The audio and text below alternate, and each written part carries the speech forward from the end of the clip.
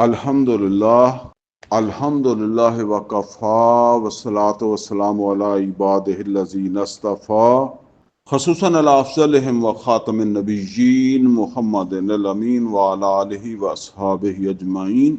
اعوذ باللہ من الشیطان الرجیم، بسم اللہ الرحمن الرحیم۔ قال اللہ عز وجل فی کتابہ الکریم: القاریہ ما القاریہ وما ادراک ما القاریہ یوم یکون الناس کالفراش المبثوث وتکون الجبال کالعہن المنفوش فاما من ثقلت موازینہ فهو فی عیشۃ راضیہ وَأَمَّا مَنْ خَفَّتْ مَوَازِینُهُ فَأُمُّهُ هَاوِیَةٌ وَمَا أَدْرَاكَ مَا هِیَهْ نَارٌ حَامِیَةٌ۔ صدق اللہ العلی العظیم۔ رب اشرح لی صدری ویسر لی امری واحلل عقدۃ من لسانی یفقہوا قولی۔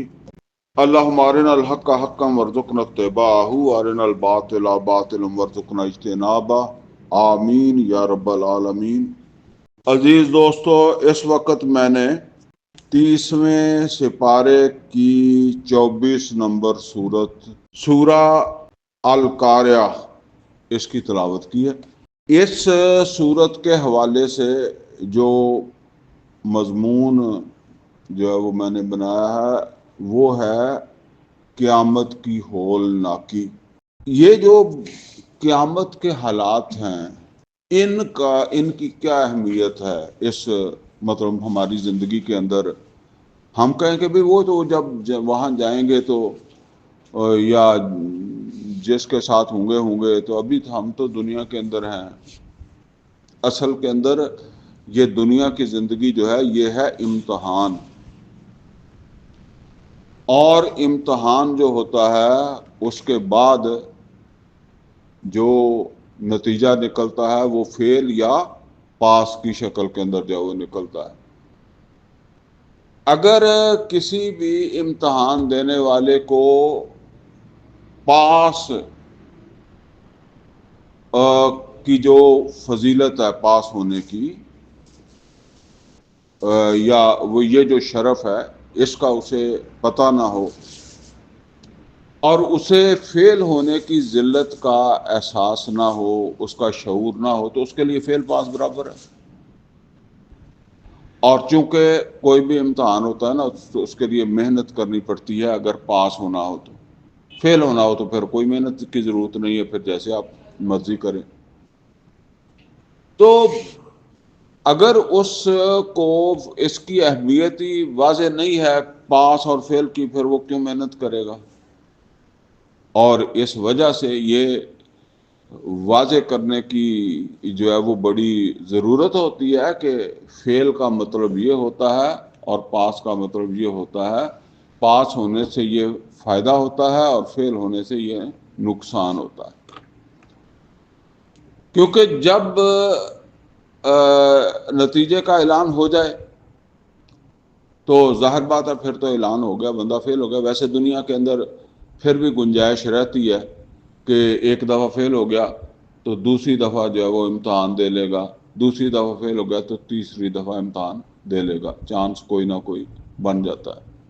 لیکن جس امتحان کی بات جو ہے وہ قرآن حکیم کے اندر کی گئی ہے، اللہ تعالیٰ نے جو بتائی ہے، اس میں دوبارہ امتحان کا کوئی چانس نہیں ہے۔ امتحان وہی ہے جو اس وقت ہم دے رہے ہیں۔ جو فیل ہو گیا وہ فیل ہے، جو پاس ہو گیا وہ پاس ہے۔ لہٰذا قرآن کریم کے اندر جو ہے وہ کئی مقامات کے اوپر جو ہے وہ پاس ہونے کے فوائد بھی بیان کیے گئے ہیں، یعنی جنت کی نعمتیں، ان کا اللہ تعالیٰ نے جو ہے وہ تذکرہ کیا ہے۔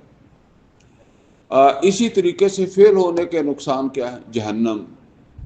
جہنم کی اذیتیں، پریشانیاں، تکلیفیں، مصائب، ان کو اللہ تعالیٰ نے بیان کیا ہے۔ تو یہ جو سورہ مبارکہ ہے القاریہ، اس تقریباً سمجھ لیں کہ اسی مضمون کی پیچھے ایک صورت ہم نے بھی پڑھی ہے، زلزال.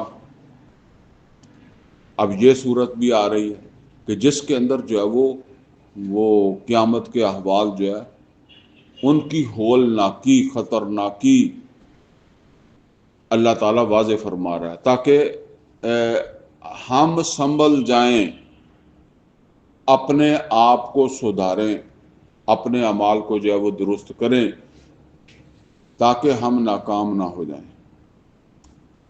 قرآن کریم کے اندر بھی اللہ تعالیٰ نے انسان کی جو غفلت ہے نا اس کا ذکر کیا ہے. 17واں سپارہ جہاں شروع ہوتا ہے نا، سورہ انبیاء شروع ہوتی ہے، تو وہاں اللہ تعالیٰ نے ارشاد فرمایا ہے، پہلی آیت کے اندر فرمایا اقترب للناس حسابهم وهم فی غفلۃ موردون. فرمایا لوگوں کے حساب کا وقت قریب آ گیا. جب ہم اسکول کے اندر پڑھتے تھے نا تو ہمارے استاد کہا کرتے تھے امتحان سر پہ آ گیا، تم لوگ جو ہے وہ اس کو توجہ نہیں دے رہے، اس کی اہمیت کو جو ہے وہ تم نہیں سمجھ رہے. تو بالکل وہ انداز ہے. ایک بات تو یہ ہے کہ ہم میں سے کسی کو پتہ ہی نہیں ہے کہ اس نے کتنے سانس اور لینے. تو ظاہر بات ہے کہ جب سانس ختم ہو گئی ہے تو امتحان بھی ختم ہو گیا ہے. بے شک دنیا اور بھی 1000 یا 10,000 سال بھی چلتی رہی تو میرا امتحان ختم ہو گیا. لہذا یہ جب تک سانس ہے تو امتحان ہے، اور کسی کو یہ پتہ نہیں ہے کہ میرے کتنے سانس ہیں. ٹھیک ہے نا؟ تو لہذا ایسے ہی اللہ تعالیٰ سمجھاتا ہے کہ بس ایسے سمجھو کہ امتحان سر پر ہے اور میں کہیں فیل نہ ہو جاؤں، یعنی میں کہیں فیل نہ ہو جاؤں. یہ سورہ حج کی پہلی آیت کے اندر بھی اسی طرح کی ہولناکی ہے جس کو اللہ تعالیٰ نے جو ہے وہ بیان فرمایا، اور بھی قرآن حکیم کے اندر جو ہے وہ اللہ تعالیٰ نے بیان فرمایا ہے. اور اس کی وہ جو ہولناکی ہے کیسے اللہ نے اس کو واضح کیا ہے. سورہ نازعات کے اندر جو ہے وہ فرمایا فَإِذَا جَاءَتِ الطَّامَّةُ الْكُبْرىٰ، تو جس وقت جو ہے وہ آ جائے گا وہ بڑا ہنگامہ، کہتے ہیں نا بہت بڑا شور شرابہ، اس طرح کے حالات ہوں گے کہ کان پڑی آواز جو ہے وہ سنائی نہیں دے گی. کان پڑی آواز سے مراد دیا کہ جس آدمی کو سنتا نہیں ہے نا تو ہم کیا کرتے ہیں اس کے کان کے نزدیک منہ لے جا کر بات کرتے ہیں، لیکن اگر وہ بالکل جو وہ بہرا ہو تو پھر اس کو منہ ساتھ لگانے پر بھی نہیں پتہ چلتا. تو جب بہت زیادہ شور شرابہ ہنگامہ ہوگا تو اس وقت بس یہی بات ہے کہ کان کے اوپر منہ رکھ کر بھی اگر کسی کو بتایا جائے گا سمجھ نہیں آئے گی. ٹھیک ہے نا؟ تو فرمایا کہ فَإِذَا جَاءَتِ الطَّامَّةُ الْكُبْرىٰ، یہ تو فرمایا سورہ نازعات کی آیت نمبر 34 میں. اور اسی طریقے سے سورہ عبس کی آیت نمبر جو ہے وہ 3 کے اندر جو ہے وہ فرمایا فَإِذَا جَاءَتِ الصَّاخَّةُ، تو جس وقت وہ آ جائے گی کان پھاڑ دینے والی، یعنی جو ہے وہ مطلب یہ ہے کہ بہت تیز آواز یا بہت زیادہ شور جو ہے نا وہ انسان کے کانوں کے پردوں کو بھی جو ہے وہ پھاڑ دیتا ہے. آواز اگر بہت زیادہ ہوگی، آپ نے کئی دفعہ دیکھا ہوگا کہ جہاں بہت بڑا دھماکہ ہو رہا تو لوگ جلدی سے کانوں میں انگلیاں لیتے ہیں. یہ بھلا کانوں میں انگلیاں کیوں لیتے ہیں؟ خطرہ ہوتا ہے کہ کان کا پردہ پھٹ جائے گا. تو ظاہر بات ہے یہ تو دنیا کا کوئی دھماکہ ہے نا، تو جو دھماکہ جو ہے وہ پھر وہ قیامت کا ہے. تو فرمایا کہ فَإِذَا جَاءَتِ الصَّاخَّةُ، اور جس وقت وہ آ جائے گی جس سے کان پھٹ جائیں گے، یعنی وہ قیامت کا دن جو ہے وہ آ جائے گا. تو اصل کے اندر جو ہے وہ اس میں تنبیہ کی جا رہی ہے، متنبہ کیا جا رہا ہے. غور و فکر کرو سوئے ہوئے جاگیں، جیسے کہتے ہیں نا غافل لوگ جو ہے وہ غفلت سے جاگیں. تو فرمایا اقترب للناس حسابهم وهم فی غفلت معرضون. غفلت کے اندر جو ہے وہ غفلت کی وجہ سے توجہ ہی نہیں کر رہا کہ ہم نے کوئی حساب دینا ہے. لاہیت قلوبہم، ان کے دل جو ہے وہ غفلت کے اندر جو ہے وہ پڑ چکے ہیں. لہو و لعب، یعنی اس دنیا کے اندر ایسی دلچسپیاں ان کی جو ہے وہ پیدا ہو گئی ہیں، ایسے شوق ان کے جو ہے وہ پیدا ہو گئے ہیں کہ وہ اپنے دنیا کے اندر جو شوق ہیں، جو دلچسپیاں ہیں، ان میں جو ہے وہ زیادہ جو ہے وہ مگن ہو گئے ہیں بنسبت جو ہے وہ آخرت کی فکر کے. تو یہ آخرت کی فکر اصل کے اندر جو ہے یہی انسان کو آخرت میں کامیاب کرنے والی، جس میں یہ فکر پیدا ہو گئی. قرآن کریم کے اندر اللہ تعالیٰ نے 2 مرتبہ یہ بات جو ہے وہ فرمائی ہے. وَأَمَّا مَنْ خَافَ مُقَامَ رَبِّهِ وَنَهَى النَّفْسَ عَنِ الْهَوَىٰ، یوں نہیں، جو بھی ڈرا. یہ سورہ فرقان میں بھی ہے اور سورہ زاریات میں بھی ہے. سورہ فرقان میں تو ہے لیکن سورہ زاریات ہے یا کوئی اور صورت ہے، اس کا مجھے تھوڑا ڈاؤٹ ہے. تو فرمایا کہ وَأَمَّا مَنْ خَافَ مُقَامَ رَبِّهِ وَنَهَى النَّفْسَ عَنِ الْهَوَىٰ، کیوں نہیں، جو ڈرا اس بات سے کہ میں نے اپنے رب کے سامنے جب وہ کھڑے ہونا ہے، کھڑا ہو کر کیا کرنا ہے، اس کو حساب دینا ہے. کون سا حساب دینا ہے؟ یہ جو میں زندگی گزار رہا ہوں، لمحے لمحے کا حساب دینا ہے. میں کیا کر رہا ہوں، میں کیا کھا رہا ہوں، میں کیا پی رہا ہوں، میرے شوق کیا ہیں، میری دوستیاں کیا ہیں، میری دشمنیاں کیا ہیں، کن چیزوں کو میں نے ترجیح بنایا ہوا ہے، کون سی چیزیں ہیں جن کو میں نے جو ہے وہ پیچھے ڈالا ہوا ہے. یعنی وہ جیسے قرآن کریم میں سورہ قیامہ کے اندر اللہ تعالیٰ نے فرمایا کہ یُنَبَّأُ الْإِنسَانُ بِمَا قَدَّمَ وَأَخَّرَ، کہ اس دن انسان کو یہ بات جو ہے وہ بتا دی جائے گی، بِمَا قَدَّمَ وَأَخَّرَ وَمَا أَخَّرَ، کہ کس چیز کو اس نے جو ہے وہ مقدم سمجھا اور کس چیز کو اس نے مؤخر سمجھا، کون سی چیز تھی اس کو اس نے پرائرٹی دی اور کون سی چیز تھی جس کو اس نے جو ہے وہ غیر ضروری سمجھا. میں وہ عرض کیا کرتا ہوں کہ ایک آدمی جو ہے وہ دکان کے اوپر بیٹھا ہے تو گاہک آ رہے ہیں اور اسی وقت جو ہے وہ نماز کا بھی ٹائم ہے، اذان بھی ہو گئی ہے. اب اسے فیصلہ کرنا ہے کہ کس کو ترجیح دوں. وہ گاہک بھی امتحان ہے. اگر آپ گاہک کو یہ کہیں گے کہ میں نماز پڑھ کے آ کے سودا دیتا ہوں، تو میرا خیال ہے کہ آج کل کے دور میں تو اتنی افراتفری کا عالم ہے، گاہک کتنی دیر کدھر بیٹھے گا. وہ کہے گا کہ پھر دکانیں بھی اور ہوں، مارکیٹ ہو، یا تو یہ ہے کہ اکیلی آپ کی دکان ہو، پھر اس کو انتظار کرنا مجبوری بن جائے گا، ورنہ وہ اگلی دکان سے لے لے گا. اور پھر اس کے اثرات بعد میں بھی پڑیں گے.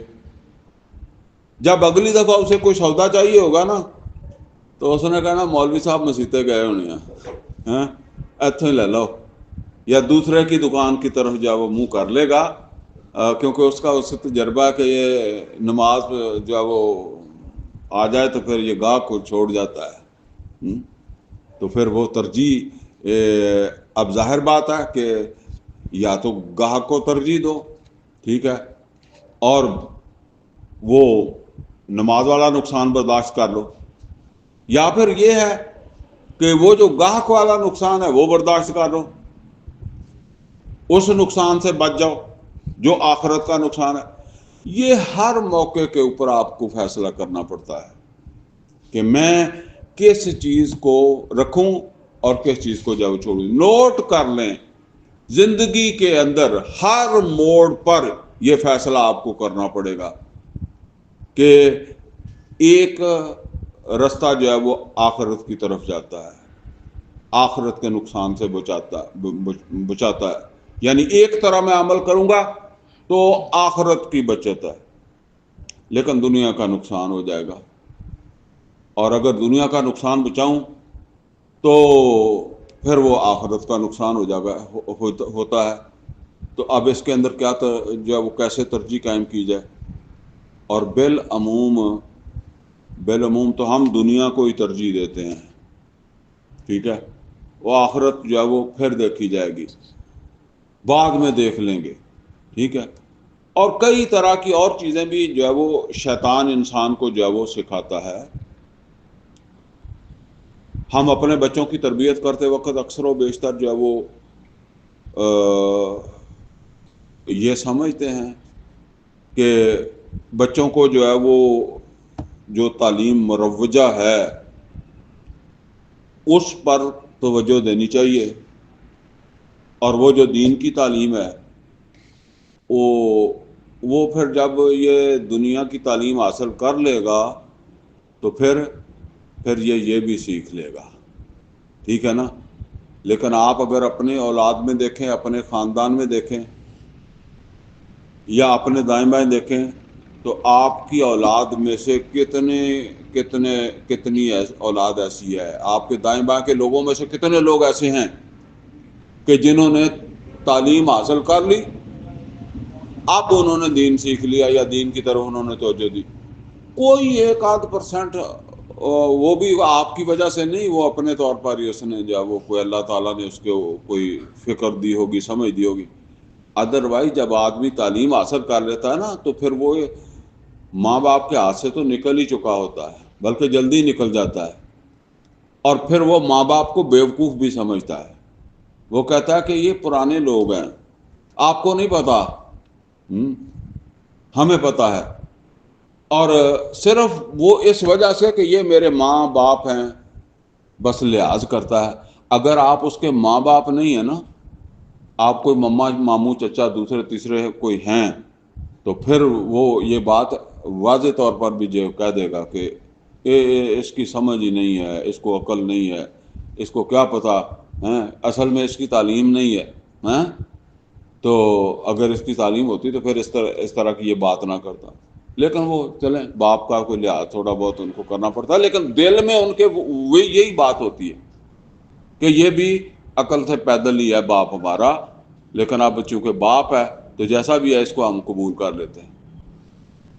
تو بہرحال جو ہے وہ اللہ تعالیٰ نے تو واضح فرما دیا کہ جس نے اس فکر کے ساتھ زندگی گزاری وہ ہوگا کامیاب۔ وَأَمَّا مَنْ خَافَ مُقَامَ رَبِّهِ وَنَهَى النَّفْسَ عَنِ الْهَوَىٰ، پھر اس نے اپنی خواہشات کو لگام دے لی، فَإِنَّ الْجَنَّةَ هِيَ الْمَأْوَىٰ، وہ ہے جو جنت پائے گا۔ اسی طریقے سے ایک جگہ قرآن کریم میں سورہ مریم میں اللہ تعالیٰ نے یہ بھی فرمایا، تِلْكَ الْجَنَّةُ الَّتِي نُورِثُ مِنْ عِبَادِنَا مَنْ كَانَ تَقِيًّا، یہ جنت اس کے وارث ہم بنائیں گے اپنے ان لوگوں کو جو تقوی والے ہوں۔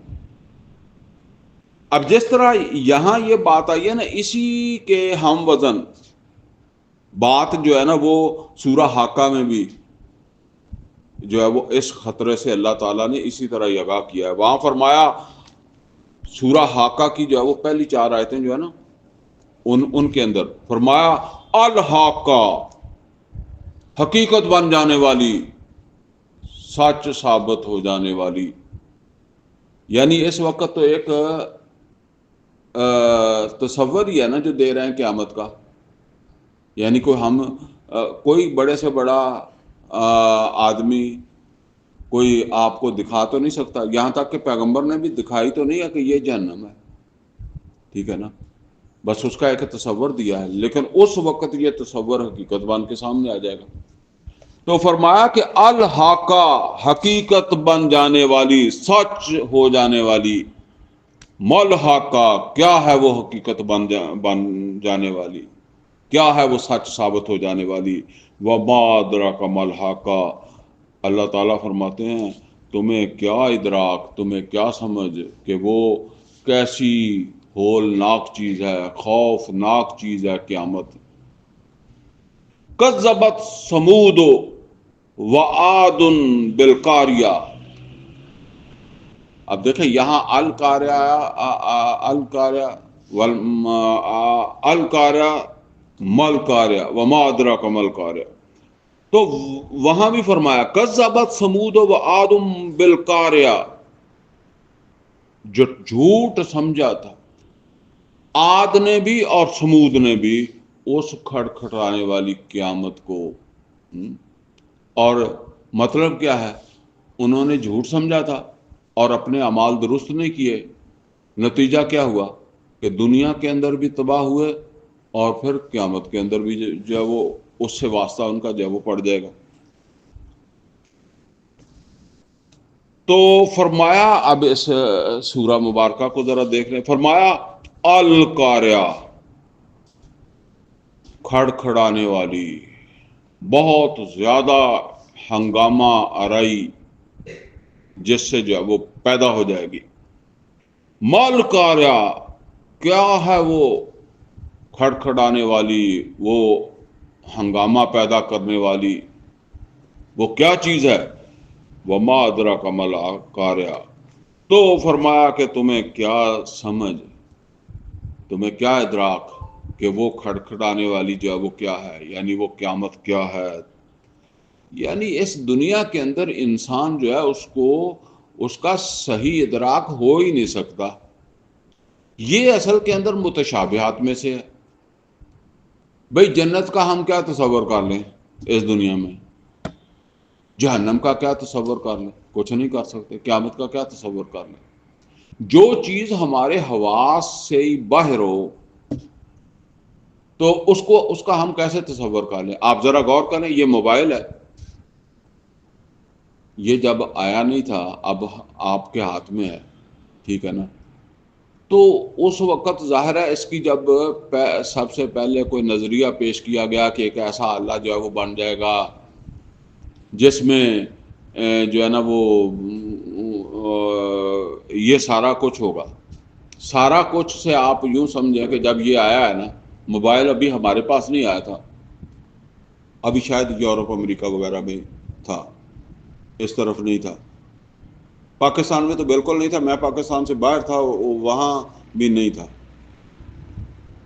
تو جو ہے نا وہ سنتے تھے کہ ایک ایسا ٹیلی فون آ رہا ہے اور جس میں تم فون پر بات بھی کرو گے، سینمے ختم ہو جائیں گے. اس وقت سینمے ہوتے تھے، اس میں فلمیں بھی آئیں گی، اس میں گانے بھی آئیں گے، اور اس میں اور یہ آگے پیچھے جو باتیں جو ہے وہ اب ہم ہے اس طرح کہتے تھے.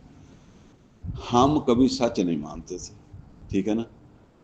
ایک آدمی ہمارے ساتھ جو ہے وہ گاڑی میں بیٹھا اور وہ آیا تھا امریکہ سے، اور اس نے جو ہے نا وہ بات کوئی اس نے ہمیں سنائی. اس نے نہیں خیال کیا کہ ان کو اس کا یقین نہیں آنا، تو اس نے جو ہے نا وہ اس طرح بات کرتے کرتے تو اس نے کہا کہ تقریباً اتنا میں نے سفر کر لیا تھا، وہاں امریکہ کی بات بتا رہا تھا. تو اتنی دیر کے اندر جو ہے نا وہ مجھے پھر خیال آ گیا کہ میں یار اس کو بتا دوں. تو میں نے جو ہے نا وہ موبائل نکالا اور میں نے اس کے اوپر جو اس کے ساتھ جو ہے وہ لائیو بات کی، جیسے ہم کہتے ہیں نا کہ آمنے سامنے بات کی. اچھا، یہ بات کر کے وہ اس نے جہاں جانا تھا چلا گیا، ٹھیک ہے. تو وہ دوسرا میرا ساتھی کہتا ہے اے سمجھدا کہ ایسی پٹھے کھانے ہاں، یعنی یہ سانو بے وقوف بناتا ہے. سانو اس کی گل کا یقین نہیں آیا. اب مسئلہ یہ ہے کہ اب کوئی کہے تو اب کسی کو یقین کرانے کی ضرورت ہے نہیں. اب وہ سارا اچھا، میں خود سوچتا تھا جب میں نے یہ BBC وغیرہ پہ یہ پروگرام سنے تو یہ بھئی اس میں گانے بھی آئیں گے. میں نے کہا یہ گانے کیسے آ جائیں گے؟ ادھر فون آئے گا تو گانے آئیں گے، فلم کیسے؟ میں سمجھتا تھا کہ اسی طرح کا ریسیور ہوگا اور وہ ریسیور سے گانے آئیں گے تو فلم کدھر سے آئے گی؟ بھئی کان کو لگائیں گے تو آواز آئے گی، تو فلم تو دیکھنی ہے آنکھوں سے. سمجھ رہے ہیں نا؟ یہ اپنے ذہن کے اندر بندہ بناتا ہے. اور کوئی تصور بناتا ہے. یہی بات ہے کہ جہنم کا کیا تصور بنا لیں گے ہم, جنت کا کیا تصور جو ہے وہ بنا لیں گے. تو یہ اصل کے اندر جو ہے وہ بات ہے جو اللہ تعالیٰ فرما رہا ہے وَمَا أَدْرَاكَ مَا الْقَارِعَةُ, تمہیں کیا اندازہ کہ وہ کھٹکھٹانے والی کیا ہے. یوم یکون الناس کالفراش المبثوث, فرمایا کہ جس دن جو ہے وہ انسان لوگ جو ہے وہ پتنگوں کی طرح بے ترتیب جو ہے وہ دوڑ رہے ہوں گے. ان پتنگوں کی, پتنگے کہتے ہیں یہ جو ہمارے لائٹ کے اوپر جو ہے وہ بارش وغیرہ کے موسم میں ہم اسے بکڑ کہتے ہیں, تو وہ جب آ جاتے ہیں نا تو وہ ان کی کوئی مطلب ڈائریکشن نہیں ہوتی, کوئی ادھر سے آ رہے ہیں کوئی ادھر سے آ رہے ہیں, جدھر جدھر لائٹ جا رہی ہے ادھر سے آ رہے ہیں. تو جب آواز آئے گی, سور پھونکا جائے گا, وہ قرآن کریم کے اندر جو ہے وہ آیا نا کہ وجا سکرت الموت, آ گئی موت کی بے ہوشی. وجا سکرت الموت بالحق, یہ سورہ کاف, کہف نہیں کاف, سورہ کاف جو ہے اس کی 19 نمبر آیت سے میں شروع ہوتی ہے یہ بات. فرمایا وجاءت سکرت الموت, وجاءت سکرت الموت بالحق, اور آ گئی موت کی بے ہوشی, اور یہ بالکل حق ہے, یہ ہونا ہی ہونا ہے, سب کے ساتھ ایسا ہونا ہے. آگے فرمایا ذالک ما کنت منہ تحید, یہی تھی موت جس سے تو بھاگتا رہا. یعنی موت کا نام سن کر جو ہے نا وہ بندہ خوش نہیں ہوتا.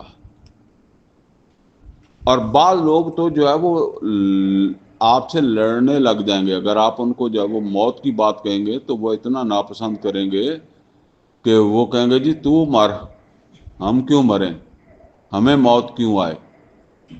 تو ذالک ما کنت منہ تحید, یہی تھا جس سے تو بھاگتا رہا اور اب نہیں بھاگ سکا. آ گئی وَنُفِخَ فِي الصُّورِ, اب مر جائے گا تو دفن کر دیا جائے گا, زمین میں چلا جائے گا, اور پھر نکلے گا کب, جب سور میں پھونک مار دی جائے گی. وَنُفِخَ فِي الصُّورِ, تو سور میں پھونک مار دی جائے گی. ذالک یوم الوعید, یہی ہے وارننگ والا دن, تنبیہ والا دن, جس سے تمہیں آگاہی دی جا رہی تھی نا, وہ یہی دن تھا, وہ دن آ گیا ہے. تو اس دن فرمایا یوم یکون الناس کالفراش المبثوث, لوگ جو ہے نا وہ پتنگوں کی طرح جو ہے وہ نکلیں گے بے ترتیب. وَتَكُونُ الْجِبَالُ كَالْعِهْنِ الْمَنْفُوشِ, اور تم دیکھو گے پہاڑوں کی طرف کہ وہ اس طرح ہوں گے جس طرح پنجی ہوئی روئی, دھنی ہوئی روئی. یا نا یہ کبھی آپ وہ پینجا جو ہوتا ہے پنجابی کے اندر, جس کے اندر روئی لے جاتے ہیں, تو وہ کیا کرتا ہے سلوک اس کے ساتھ, روئی کے ساتھ. آپ 2 کلو لے کر جائیں گے نا تو وہ اتنی بڑی جو ہے نا وہ آپ کو پنڈ گانٹھ پوری جو ہے وہ بنا دے گا کہ اس نے اس کا جو ہے وہ ریشہ الگ کر دینا ہے نا. تو فرمایا کہ یہ ہوگا پہاڑوں کے ساتھ. پہاڑ ایسے ہوئے جیسے بادلوں کا کوئی وزن محسوس ہوتا ہے ہوا کے دوش پر ہے نا, اس طرح پہاڑ جو اس وقت جمے ہوئے لگتے ہیں. تو فرمایا وَتَكُونُ الْجِبَالُ كَالْعِهْنِ الْمَنْفُوشِ, اور پہاڑ جو ہے وہ ہوں گے جیسے وہ دھنی ہوئی روئی یا پنجی ہوئی روئی, ہلکے پھلکے جو ہے وہ اڑتے ہوئے. فَأَمَّا مَنْ ثَقُلَتْ مَوَازِينُهُ, تو وہ جن کے اعمال وزنی ہوں گے, اعمال سے مراد اچھے اعمال, ان کا وزن زیادہ ہوگا, وہ پلڑا بھاری ہوگا, اچھے کاموں کا پلڑا بھاری ہوگا. فَأَمَّا مَنْ ثَقُلَتْ مَوَازِينُهُ فَهُوَ فِي عِيشَةٍ رَاضِيَةٍ, تو وہ ہوں گے عیش اور آرام کی زندگی میں. اور وہ اما من خفت موازینوں، اور وہ جن کے اعمال کے پلڑے جو ہے وہ اچھے اعمال کے پلڑے جو ہے وہ ہلکے ہوں گے. اور بھاری پھر کون سے ہوں گے؟ بدعمالیوں کے پلڑے بھاری ہو گئے، اچھے اعمال کے پلڑے جو ہے وہ ہلکے رہ گئے. تو فرمایا فَأُمُّهُ خَاوِيَةٌ. ویسے کا کیا مطلب ہے؟ ماں. تو ماں بچے کو کیا کرتی ہے؟ گود میں لیتی ہے. ٹھیک ہے نا. بچہ چھوٹا بچہ جو ہوتا ہے نا، وہ مہد بھی جسے کہتے ہیں نا، گود کے اندر جو وہ لیتی ہے نا. کہتے ہیں نا مہد سے لحد تک علم حاصل کرو. وہ مہد یعنی ماں کی جو گود ہے نا، اس سے لے کر جو ہے وہ یا قبر کی لحد تک جتنا جو وقت بھی ملتا ہے نا، علم حاصل کرو اور عمل بھی کرو. ٹھیک ہے نا. تو اب دنیا میں تو جو ہے وہ یہ ماں کی گود اس کی مثال ہے، اور آخرت کے اندر پھر جن کے اعمال ہلکے ہوں گے وہ پھر کس کی گود میں جائیں گے؟ وہ حاویہ کی گود میں جائیں گے. فَأُمُّهُ حاویہ. ان کا ٹھکانہ کیا ہوگا؟ جہنم ہوگا. جہنم کی گود ان کا جو ہے وہ ٹھکانہ ہوگی. وہ کرے گی پھر ان کے ساتھ جو ہے وہ سلوک جو اس نے جو ہے وہ کرنا ہے. وَمَا أَدْرَاكَ مَا هِيَ. اور یہاں پھر فرمایا کہ تمہیں کیا ادراک کہ وہ کیا ہے. تم ایسے ہی سمجھو. مطلب یہ ہے کہ جیسے وہ میں نے بتایا کہ وہ موبائل کی مثال سے بتایا نا کہ جب تک نہیں آیا تھا ہمیں سمجھ آنا ہی مشکل تھا. فرمایا کہ تمہیں کیسے سمجھا لیں، تمہیں سمجھ آ ہی نہیں سکتی. وَمَا أَدْرَاكَ مَا هِيَ. اور اللہ نے جو سمجھایا وہ کیا ہے؟ نَارٌ حَامِيَةٌ. یہ آگ ہے بند کی ہوئی. یہ کبھی آپ نے اینٹیں دیکھی ہیں پکتے ہوئے بٹے کے اندر؟ نہیں. وہ بٹا دیکھا ہوگا کبھی اس طرح کا موقع ملا ہو کہ وہ تازہ جو ہے وہ آگ جو ہے وہ کسی جگہ سے کھلا دیکھا ہو. وہ اینٹ بالکل اس طرح ہوتی ہے جس طریقے سے لوہا آگ کے اندر جو ہے وہ آپ نے دیکھا ہوگا کہ آگ کا کوئلہ بنا ہوا تھا. جب لوہے کو آگ میں ڈالتا ہے نا لوہار، اور وہ بہت زیادہ گرم کرتا ہے تو لوہے اور کوئلے میں فرق نہیں نظر آتا. کیوں مولوی صاحب؟ کوئلہ اور لوہے کا کوئی فرق نہیں پتہ لگتا. آپ اس طرح اگر دیکھا ہے تو ٹھیک ہے، ورنہ یہ بالکل اینٹ کوئلے کی مانند ہوتی. یعنی آپ دیکھیں مٹی ہے بالکل. وہ تو چلے ہم لوہا کہتے ہیں کہ جی لوہا ہے تو یہ ہو گیا. وہ میں نے دیکھا وہ اینٹ بالکل کوئلہ آپ کو محسوس ہوگی، بالکل اس طرح جس طرح وہ لوہا سرخ ہوتا ہے اس طرح وہ ہوتی ہے، اور بعد میں وہ ٹھنڈی ہو کر ہوتی ہے. تو فرمایا کہ اس طرح کی وہ آگ ہے جس کی گود میں وہ جائیں گے جنہوں نے اس سے بچنے کی فکر نہیں کی. تو اللہ تعالیٰ سے دعا ہے جی کہ اللہ تعالیٰ ہمیں آخرت کی فکر کرنے کی توفیق عطا فرمائے، اور قیامت کی ان ہولناکیوں سے اللہ تعالیٰ ہماری جو ہے وہ حفاظت فرمائے. اقول قولی ھذا واستغفرہ لی ولکم ولسائر المسلمین والمسلمات.